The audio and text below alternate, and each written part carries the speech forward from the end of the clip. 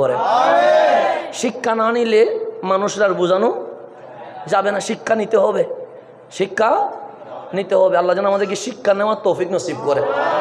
এগুলো হিংসা থেকে বলি নাই, এগুলো সুখ কান খুলে দিলাম যে আল্লাহ জুলুম করলে মাফ করে না। আজকে না হয় কালকে কি করবে, বেজ্জুত করবে। আজকে একজন পালিয়ে গেছে, আপনি জুলুম করলে কালকে আপনাকে কি করতে হবে, পালাতে। শিক্ষা নেবেন। সুতরাং সমাজের মধ্যে যেন হানাহানি না হয়, মারামারি না হয়। উজুর মুখে জুলুম করছে, কি করবো?